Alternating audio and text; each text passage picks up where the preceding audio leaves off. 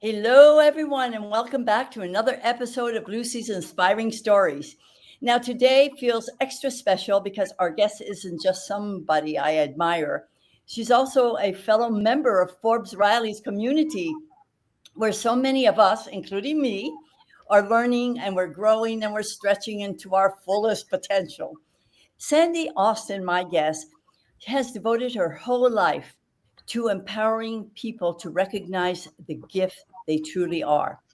Her work was shaped by counseling students in the aftermath of the Columbine tragedy, and we're going to talk about that. And she has turned that pain into purpose through her incredible bionic team. That is bionic. Believe it or not, I care. Sandy has lived through one of the most heartbreaking moments in our nation's history. So, what I want to do is introduce her. I have to say this about Sandy, and I want my audience to know. Sandy is joining us from Florida, right in the middle of Forbes Riley's Fred X event. And she's actually stepping out of that powerful room of transformation just to be here. That alone tells you everything about her and her dedication. Sandy, thank you so much for making this time. It's truly an honor to have you here. Well, Lucy, that says a lot about you and the respect that I have for you and the love that I have for you and the important work you're doing in this world, girl. So it's a privilege to be with you and your listeners today. Oh, thank you so very much. I know, there's a lot of people who don't know anything about Columbine. Could you tell us a little bit because it was the our history's nation's worst history. I mean, heartbreaking moments. So, Yeah, can you explain a little bit to our audience what that's all about? What you bet. Columbine is all is You about? bet. So the Columbine school shooting was the third one in America. The first one was in Oregon, I believe. I hope I have these right.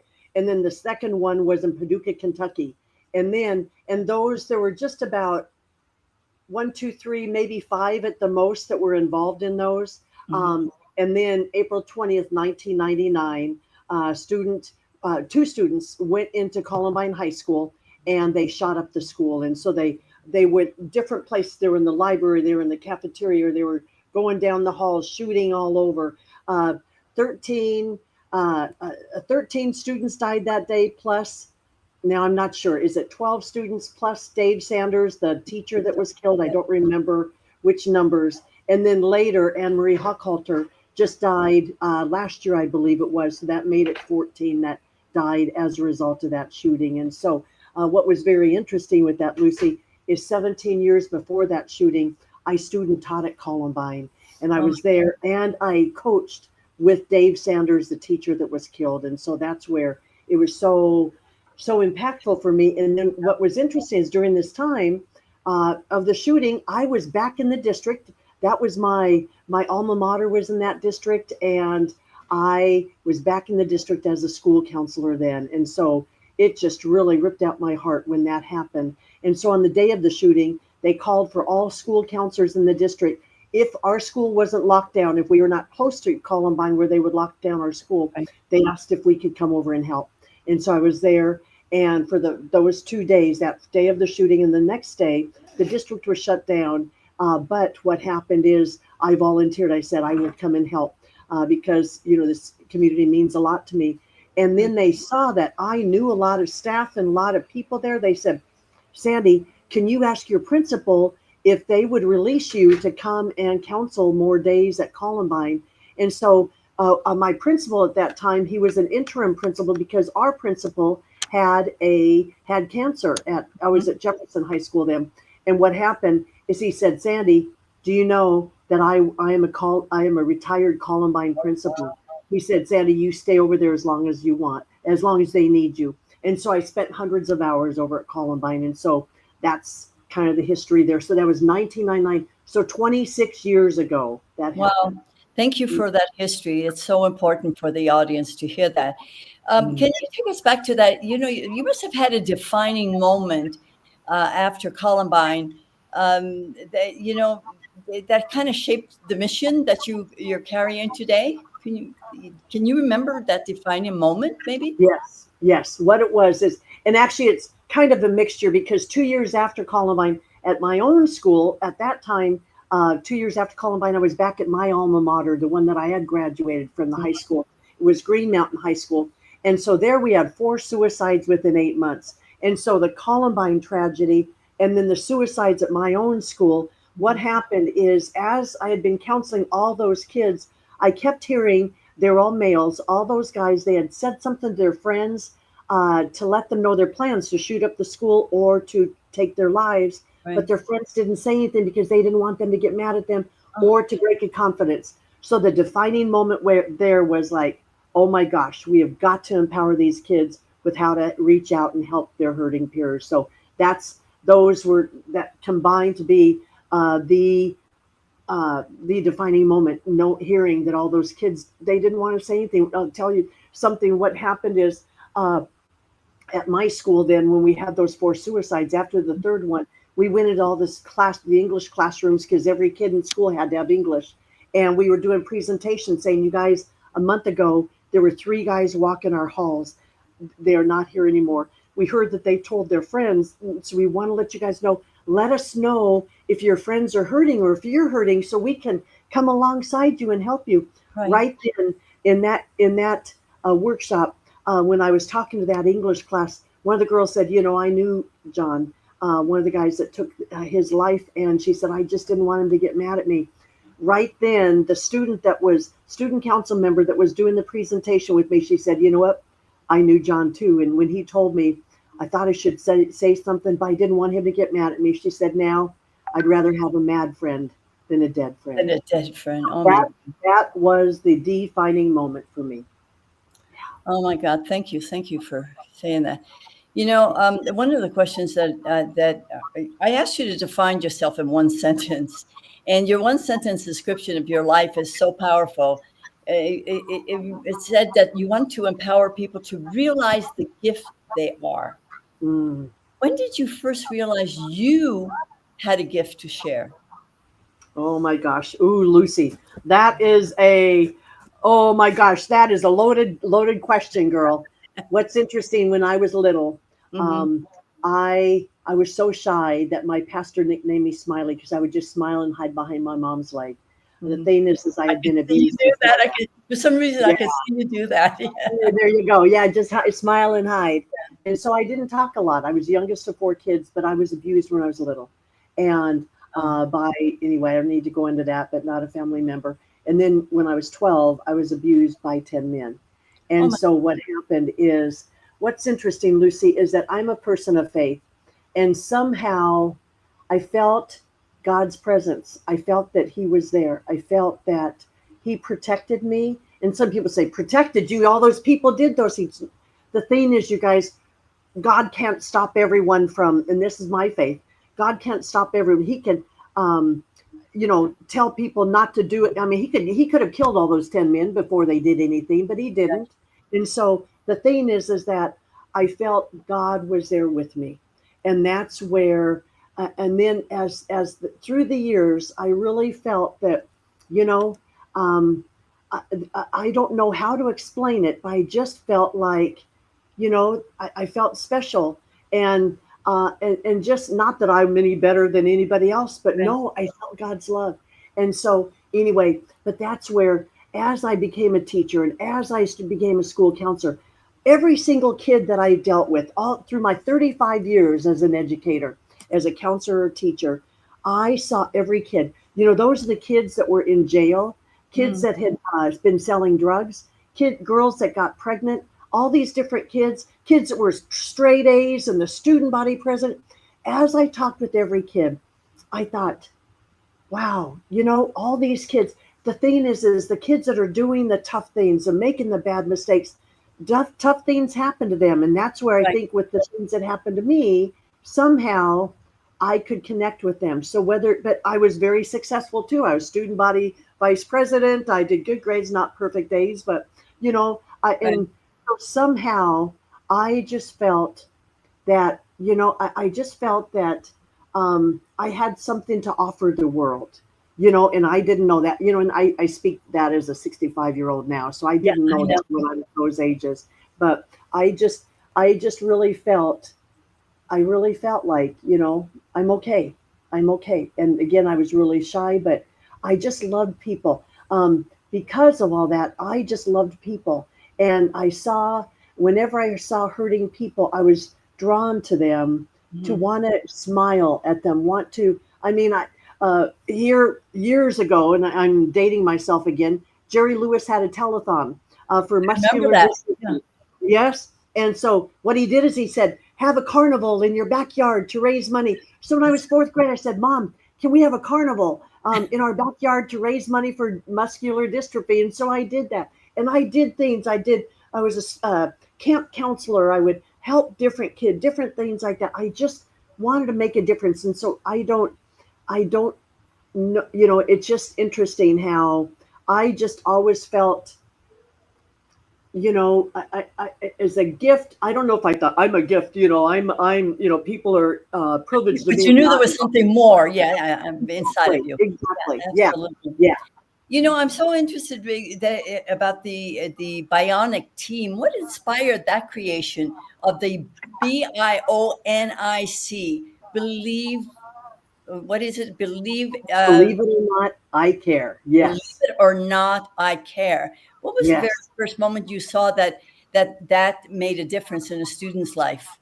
Oh, so number one, it made a difference in my life first. So what happened when I was student body vice president? We Mhm. had a man came, Dr. Earl Room. He came and spoke to I was student body vice president. So they had a special meeting in the district with all the executive officers in the schools. And so I was one of them. And so he said, you guys, and this was during the time of the $6 Million Man TV show or Bionic Woman. And Right. so anyway, so what happened is he said, you guys, adults only think kids care about themselves. But he said, I know that's not true because you guys are all here because you care and you want to make a difference. And he said, I want to challenge you to become bionic people and say, believe it or not, I care with your lives. He said, Oh, shock the adults with how much you care. And as a 17-year-old, I said, that's my life motto. That's what I want to do all my life. I want to say to the world around me, believe it or not, God, I care. And so that's beautiful. where that happened. And when I was a teacher, I did little things all through the years for those 10 years to, say, believe it or not, I care. I would do little things for kids. And then when I was a counselor, and then I was peer counselor at my school, and during the suicides, two of our peer counselors became suicidal in dealing with all the kids that were suicidal. And so then I thought, okay, we found out that all the kids that shot up the schools or took their lives were either new, sick, bullied, hospitalized, or lost loved ones. And Yeah. so I thought, we've got to have outreaches for those kids, automatic ones, so that when a kid is sick, we can get something out to them. When a kid is in the hospital, reach out to them. When kids lose loved ones, when kids are new, just so that it's automatic, so we're not missing anyone.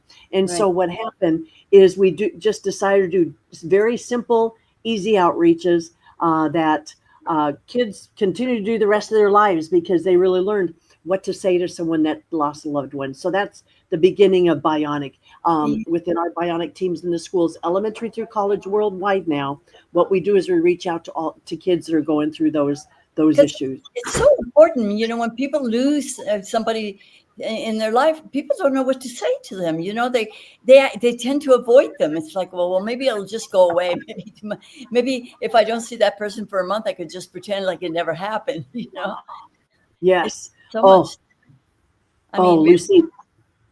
yeah. So Exactly. giving That's them it. the words that they need. It's the moment that it's so important, that moment that somebody come up to them and say, I'm here for you. I'm here to listen, or whatever it Mhm. is needs to be said.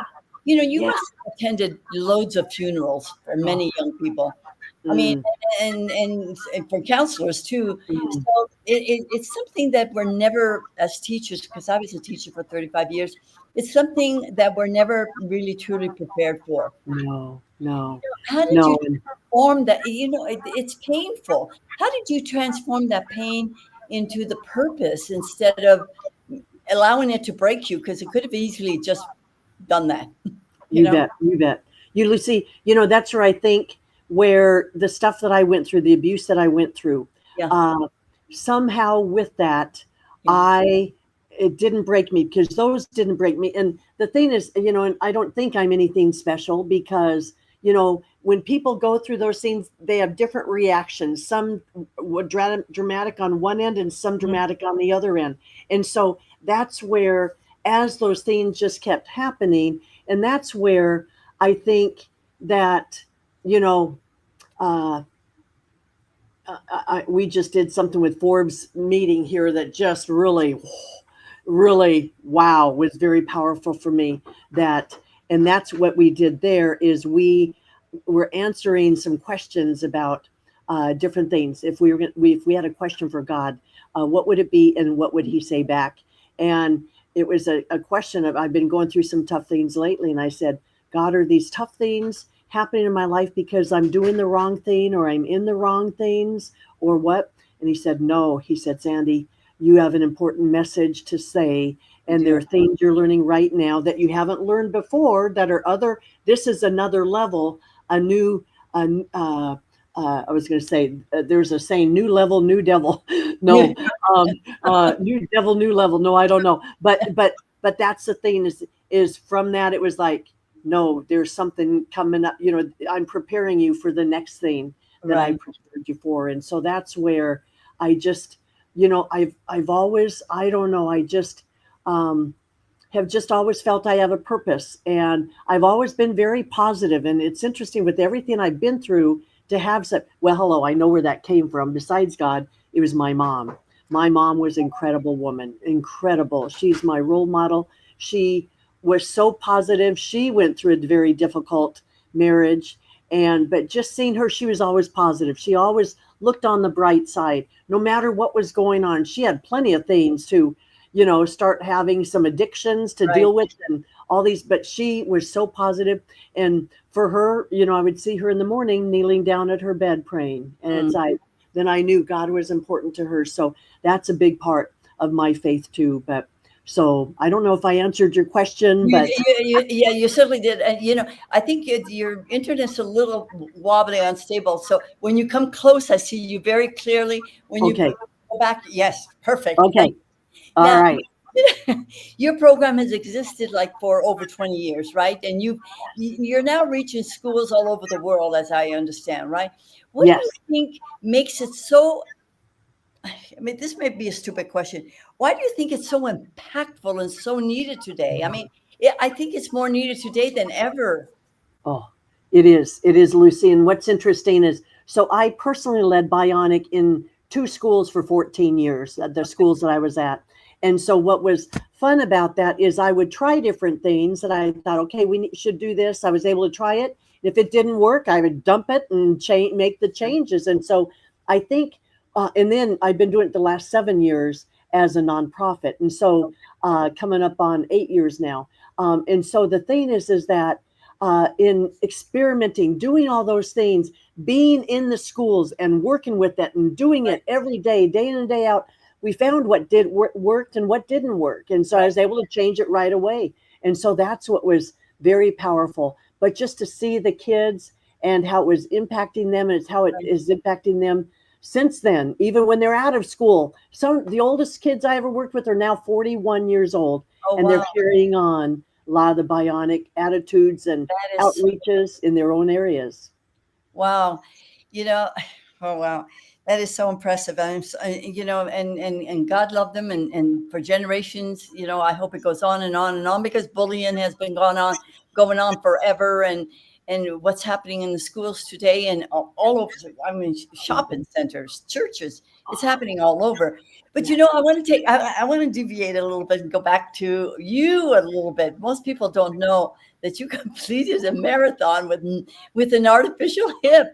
I Oh, wonder how what what did that journey teach you about resilience, courage, and the power of the human spirit?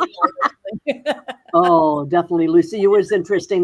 Like I said, I was very close to my mom. I've never had kids of my own, and so I always lived close to my mom and was always there to support her and everything.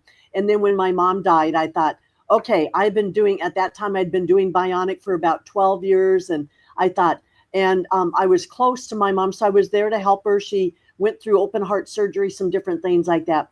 And so I thought, okay, I believe that God has a plan for me. And so I was praying, God, do you still want me to do bionic, or do you want me to do something different? I don't want to waste time. I want to make the most of my life. And so And you certainly do make the most of your life. oh, thank you, Lucie. And so what I did is that summer after my mom's death, I was at a counselor workshop in my district. And so these guys were talking about they were talking about, a door's open. That's Carol, okay. can you That's close okay. that door? Okay. This All is right. Sorry. life. Okay. I love All life. right. Let everything There you happen. go. Yeah. There you go.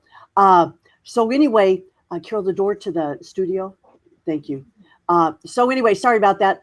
That's Now, okay. what was your question? I'm sorry. I was talking about you. You know what? Oh, the marathon. The marathon Okay. and your artificial hip, and Yes.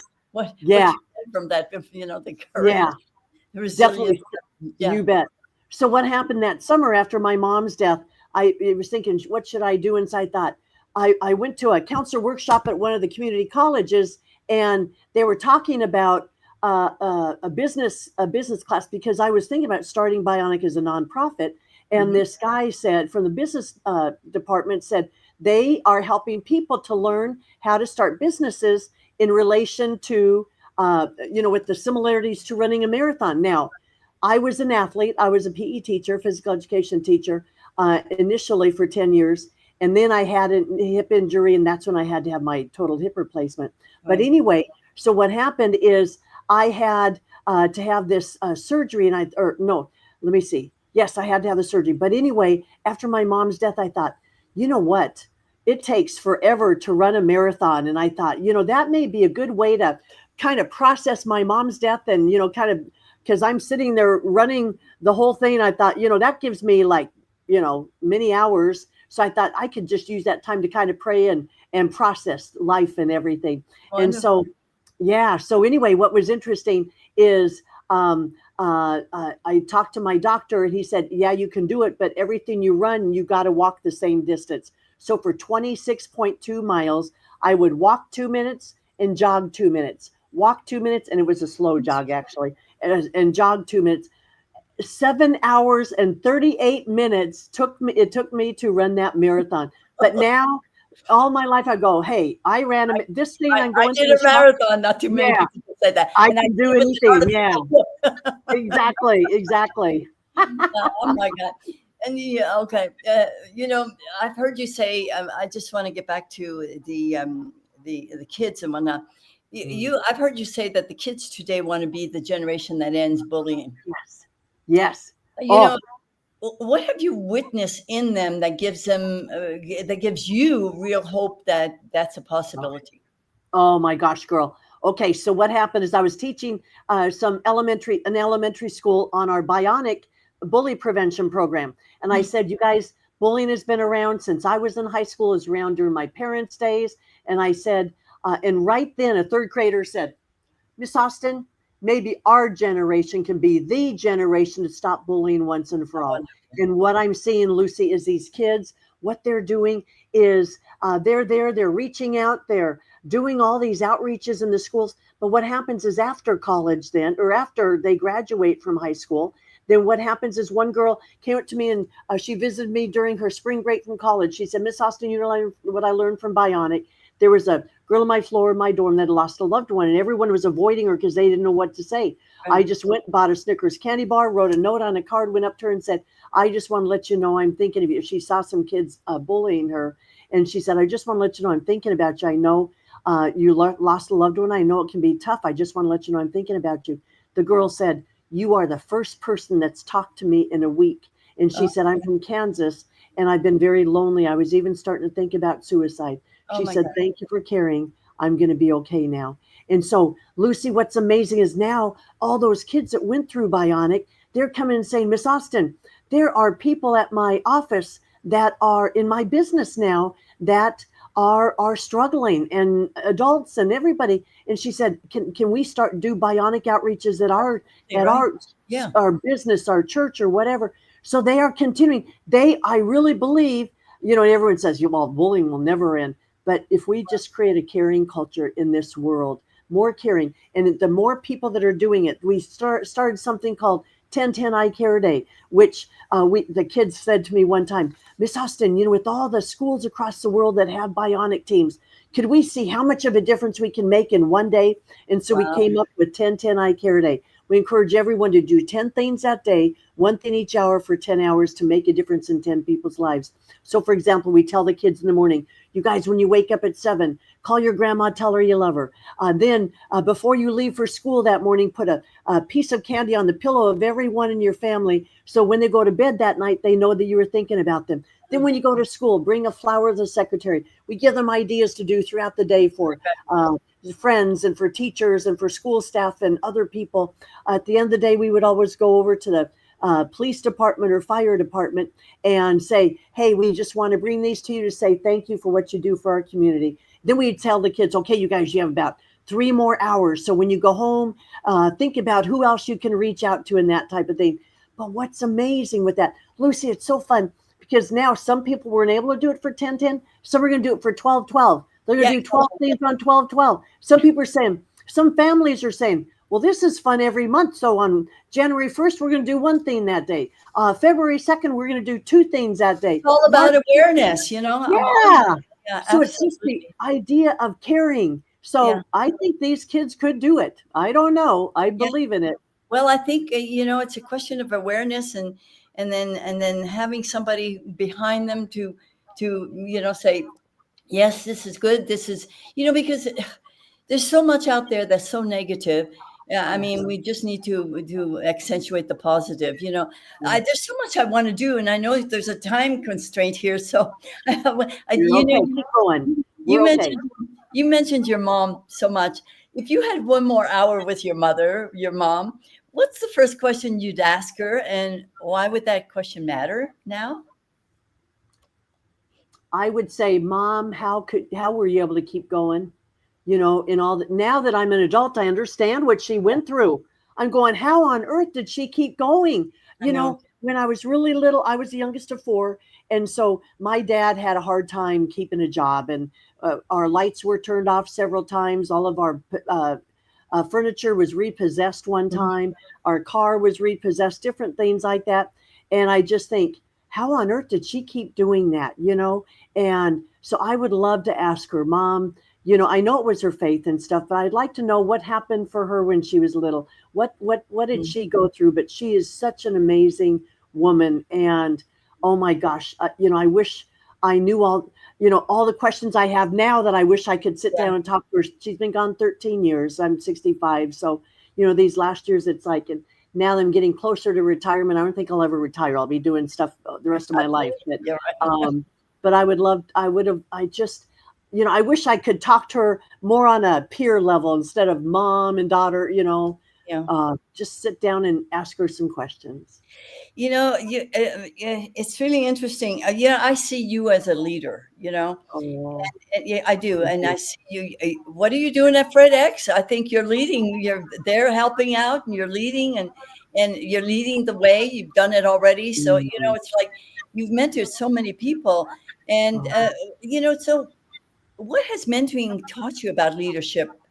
And because that continues to fuel your passion, doesn't it?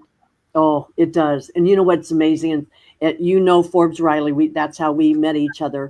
Forbes is probably the second person. So first it's God, then my mom, then Forbes Riley. And with Forbes Riley, what I'm seeing, there you go. That's right. And so what I'm learning from Forbes, it's interesting, is that just seeing how so I don't know if some of you don't know who she is, just Google her, look her up. She's amazing. She was top sales lady for Home Shopping Network, sold $2.5 billion worth of products, and just very successful.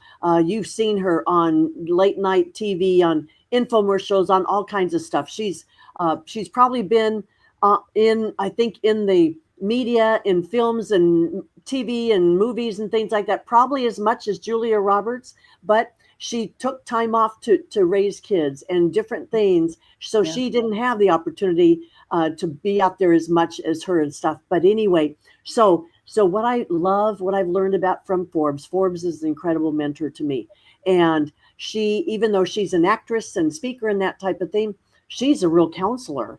She doesn't have a counseling license, but how she works with all of us in our community, Lucie, you know that we know that she sees us. She understands us. She believes us. She sees that we're each a gift, and she honors and values each of us uniquely. We all feel very special in her community. And again, what you get out of something is what you put into it. And so that's the thing. Those of us that are really putting things into it, you know, we're getting so much out of this with Forbes. And so as far as what I'm learning from leadership, I'm really learning that from Forbes. And so for me, I'm coming, this is the second one I'm coming, I'm just serving here. I'm just helping out different things because I love watching what she does, how she, sometimes she comes with no makeup. I mean, hello, an actress. I mean, she's beautiful. I know. I've seen that. Real. Amazing. Yeah, she's real. She's real with that. And she, like with me, with my abuse that I mentioned, she really helped me to break through. I went through 10 years of counseling on that. And my therapist had to move. And so I was about a month and a half, you know, that was about a month and a half before I was truly done with my therapy. When she left, I thought, I'm not starting over again to do 10 more years with another person. I've got to go through everything again. I said, okay, I'm just going to kind of pretend I'm done. And so thank God for Forbes Riley, because she does something called breakthrough. Oh my gosh. She broke through that stuff that I did not finish with my other doctor. She was a doctor of psychology or something. And so Forbes did what she didn't, that lady didn't finish. And so I'm indebted to Forbes. And she's just an incredible leader. Talk about truly caring, really walking out how to care. My mom wasn't a leader in her world as far as she was top sales lady in the nation for the Wall Street Journal for 25 years, but she was quiet and shy a little bit. And so, but I'm learning from Forbes how to lead. What is the best way to lead? So, wow, thank you, thank you. I can see that. I see that every time you're in her presence. So, and you're like a little kid. You're learning. It's like, teach me more. Yeah, exactly. You're I'm like a that child at heart. behind, but you're like the sponge absorbing it all. I love it. I want to ask you, for anyone listening who feels maybe called to make a difference, but doesn't know, you know, even where to begin, what's the first small step you would encourage them to take today? First small step is look at the people around you and just try to think, look at the world through their eyes. I have something, I have a free gift, if it's okay if I mention this now. So what we do is for people that are wanting to start kind of, how do I do this kind of thing to implement caring into all my world and that type of thing, I created a caring culture tip sheet. And what it is it has 13 ideas of different things you can do for people. Buy coffee for the person behind you in the drive-through lane when you're going to the coffee shop. Call your mentor.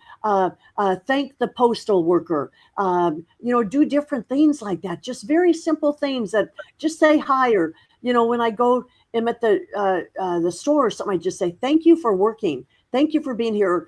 Different restaurants, I say, thank you for making us all smile because you're doing the cooking instead of us. You know, so just that brings a smile to people's face. So the Caring Culture Tip Sheet, if they would like to get it and get some ideas, it's at giftfromsandy.com, giftfromsandy.com. And they can get information on that, even 1010 I Care Day or the 1122, whatever. But if they'd like to implement some of those things, those are some ways just to kind of start. But that's where I said, you know, it's just such a great feeling. My last school that we did a 1010 I Care Day when I was a counselor, we did on October 10th, we did 24,000 outreaches. We only had about 1,500 kids at our school. So it's like, how did you do that?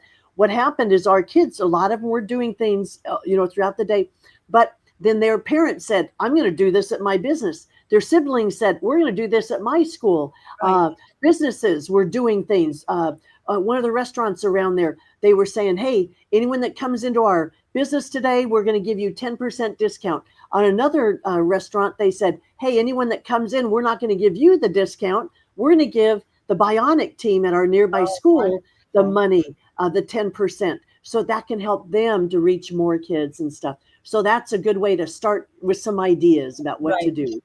I want to just let you know that the reason I'm on this platform is because I like over here to my right to the left, there are CTA buttons, call to action buttons. Yes. And so, folks, if you want to connect with Sandy, all right, if you click on the middle button, the call to action button where it says connect with Sandy, that will take you to her LinkedIn.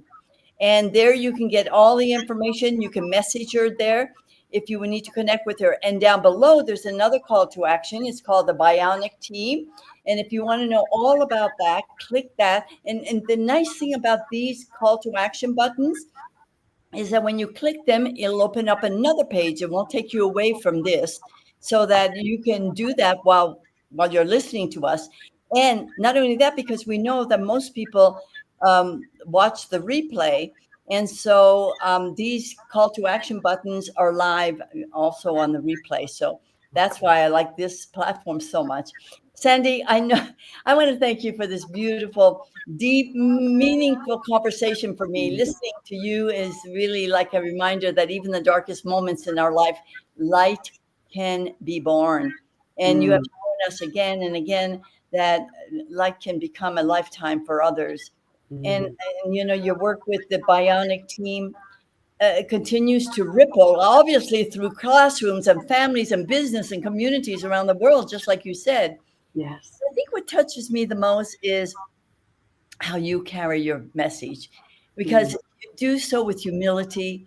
You're so mm, dedicated, mm, and you have such a fierce belief that every human being matters. yes. That is so beautiful to me.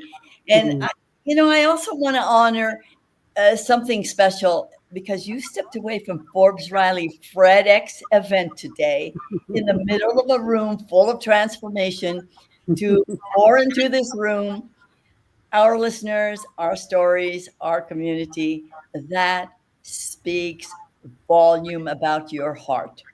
oh, well, thank you, Lisa. But one thing, I got the time mixed up because I'm usually in Mountain Standard Time in Right, Colorado. Now I'm in Florida.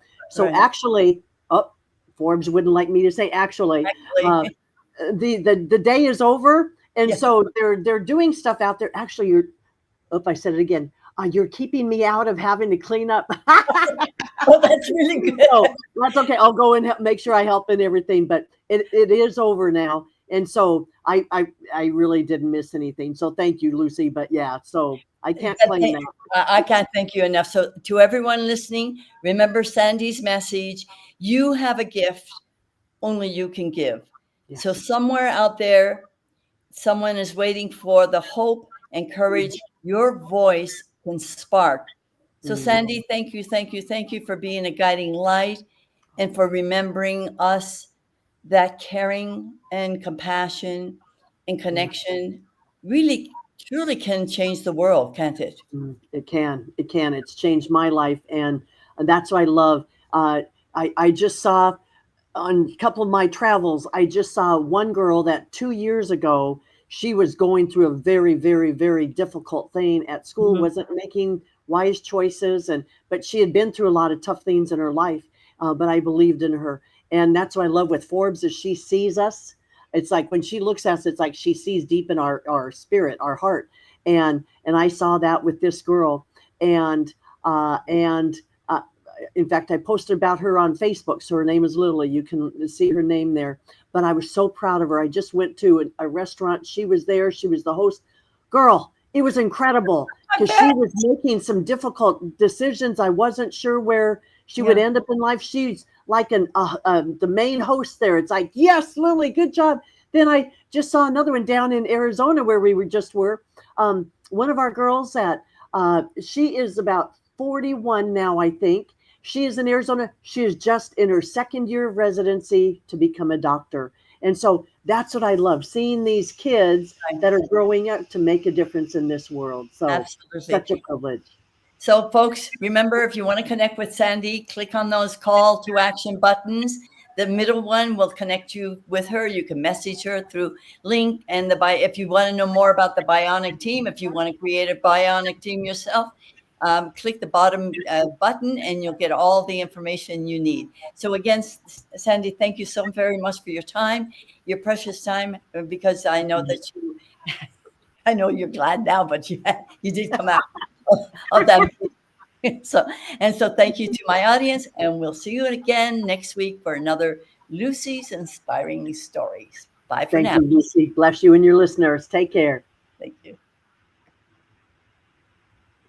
Let me see. I'm going to stop the recording.